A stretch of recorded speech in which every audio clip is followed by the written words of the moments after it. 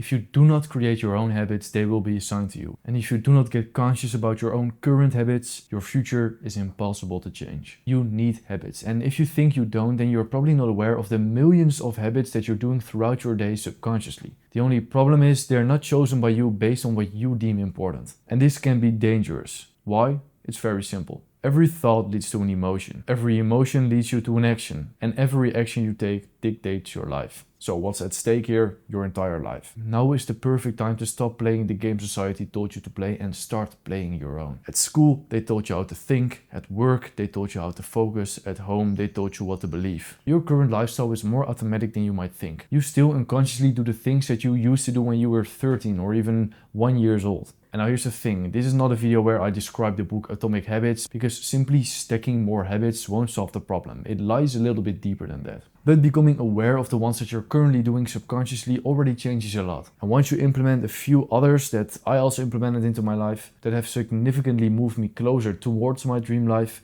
then well, it's quite guaranteed that your life quality will improve. So we first need to understand how we can start noticing these patterns. And if you just want another list of random different things that you can add to your life without really digging into the deep subconscious part of your mind, then I think it's wise to ask yourself for once why your life still feels stagnant. Because if you have been putting more conscious effort into building a more meaningful life for yourself, then there is something happening beneath the surface. Then we need to start looking at the subconscious, because the only thing you probably think about are these things you want to achieve in your life. And you probably do a lot of things in your day-to-day life to get there. But for some reason, it doesn't really feel like you're making negative progress, but at the same time, you're staying quite stagnant, and the progress that you have been making has been quite slow. Well, do you see the interesting thing happening here? You see, most people do not understand why they are making progress when all they do is put in the effort. But subconsciously, they're probably not doing the right things, and you're not to blame, because you've just taken on these habits in your day-to-day life without really noticing it. These are actually your habits, the small things you do without you even realizing it. And how do you eliminate this subconscious negative behavior? Because once you do, and once you can train the subconscious to actually move towards your desired outcome, you will not only have to put in effort towards your goals, but in moments when you're being subconscious, so in moments when you're not presently working towards a desired outcome, you'll still make progress towards that goal. And that's the differentiating line between people who make more progress in a short amount of time and people like me 5 years ago who just put in all the effort but never really did any inner work. Maxwell Maltz, the author of Psycho-Cybernetics, realized that every single human has a hidden success mechanism inside of their minds. The word psycho comes from the Greek word psyche, which means mind, spirit, or soul. And cybernetics comes from the Greek word kybernetesis. I'm sorry, all the Greeks out here if I butchered your language, which translates to steersman or governor, or in other words, the person who steers a ship to port. For now, I will not get very deep into this, but it's very important for you to understand this one thing. You do not choose most of the things you do. Because if that were the case, then you'd be mentally fried and burned out literally 1 minute after waking up. Your brain has a built-in system that allows you to do all these minor things in your day without you really having to think about it. But that doesn't mean that you can't influence that. And these also includes basic ways how you walk down the stairs, or the way you put on your clothes, or the way you eat a meal, the way you sit, small things like that. Those things really just have to be done on autopilot, and that's totally fine. However, it becomes a problem when these things that you do on autopilot start actually giving you negative effects in your life. And yes, you do this too. Every single day, you're not special. It's simply just your body protecting its own identity, so you can't really blame it. However, we can, as I said, change it, because it happens more in your day-to-day life than you think. Negative rephrasal about how bad that one part of your body looks every single time you pass a mirror, checking your phone when you feel mentally tired after 2 hours of work instead of going for a walk, looking down when you pass someone on the street even though you should look up with pride, not cleaning up that one thing that keeps laying on the floor when you pass it. So now you have a very clear understanding of what habits actually are in their essence. They're not just a simple list of tasks that you do every single day, they're much deeper than that. But for now, let's move on. Throughout my life, I've noticed that there are a few habits that have come and gone, but whenever they were present in my life, have made a profound impact. They appeared in moments where I most needed them. It was probably always somewhere in the back of my mind, but the overwhelming chaos of life buried them. They are in no particular order, and every single person can do them. They have made me quit addictions, they have made me realize things I never knew existed, they've allowed me to gain insights in order to make my business thrive, they've improved my health, and you can do them. And once you implement them, you will notice the benefits. trust me. They are designed, however, to improve the things in my life that I care about, which are meaning, aka doing something that I love and helps the world, energy, which is having the highest possible mental and physical energy in your day-to-day life, and freedom, which includes improving my work and income so I have mental rest and physical freedom. So if you relate to those goals, then this will benefit you tremendously. So without further ado, let's begin with the first one. 1. Environmental change. Now, I do not mean moving to Bali or Dubai. I mean doing it on a daily, repeatable and sustainable basis. This simple thing that I've been starting to implement quite a lot the past year is literally the main reason why my other business is doing so well. And I'll explain why, because it'll make sense, and once it clicks, you will start implementing this in many different scenarios in life, and you'll notice that at many more moments in your day, you should have implemented this sooner. Humans are adventurers. We used to hunt, gather, explore and discover. The same desire for constant change is still inside of us, and over time we started associating different environments with different activities. We found deer at the grass fields, we found berries and herbs at the forest, water was in lakes and rivers, sleep and rest was done in caves, and conversation was held around the campfire. However, we seem to have forgotten this, and it leads to a lot of problems. Many people try to do deep focused work in the same place where they watch their movies at night. And then they wonder why they can't get things done and why they can't focus. Just think about it. How many activities are you trying to fit into one single location? When I still lived with my parents, I worked, I slept, I relaxed, and you know what, in my own bedroom all the time. Like it was one place that had to be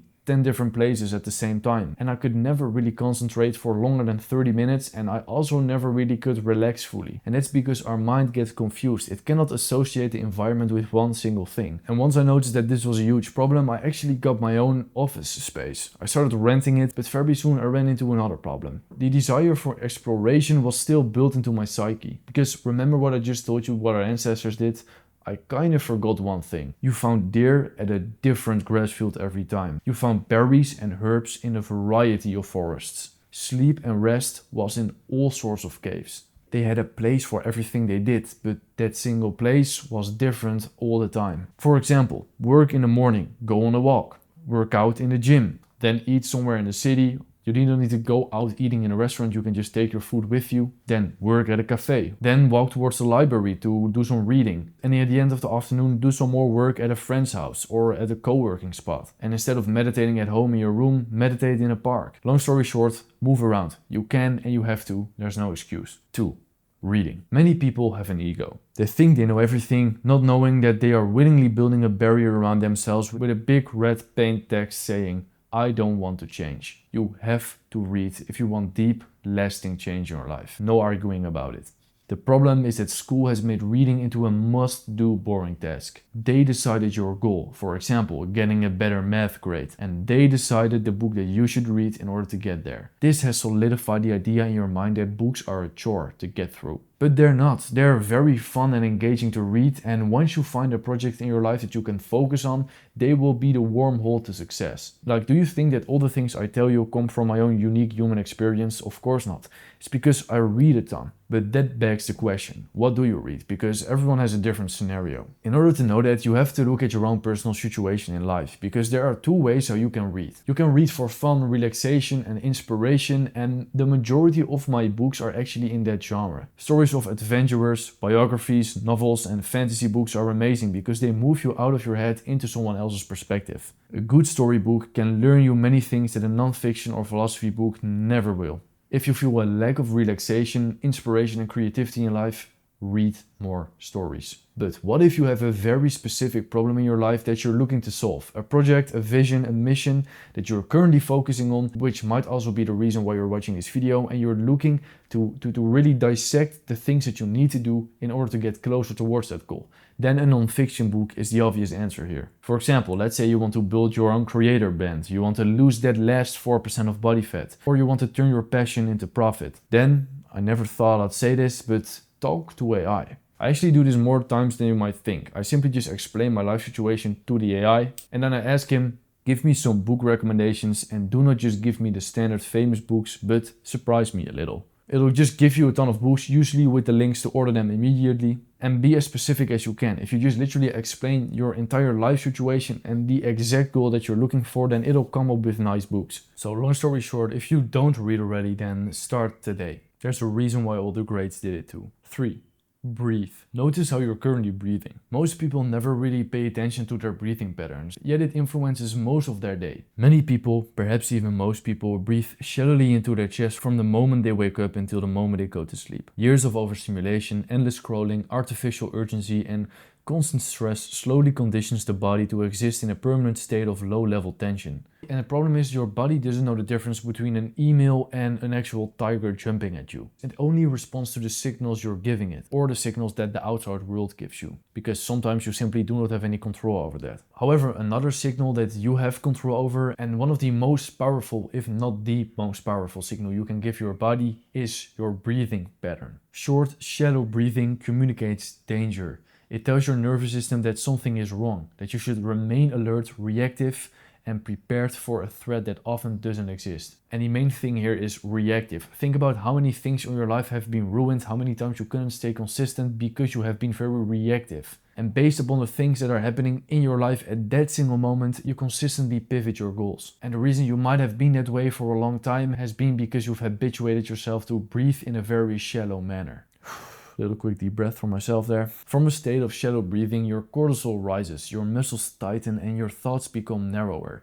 And your attention becomes trapped in whatever problem is directly in front of you. You stop seeing the big picture. This is one of the main reasons why so many people say they feel stuck. They spend years trying to improve their lives whilst unknowingly living a psychological state that is designed for survival rather than creation. Nothing meaningful is being built from a state of fear. You won't build a good business, or at least many people build a business, but those are all meaningless businesses because they are in this state of fear and think they need to make money ASAP, but that's something for another video. Your relationship won't thrive. You will not live a meaningful life if you're in a constant state of fear. It's impossible. Did you know that many civilizations in the ancient world actually considered the breath as holy? Breathing deeply also activates the parasympathetic nervous system. This helps with resilience, recovery, calm thinking, long-term thinking, but the greatest benefit comes in something else. The breath interrupts unconscious behavior. Think about it. When you're scrolling mindlessly, just consuming random videos, luckily right now you're consuming a video that's actually trying to help you, but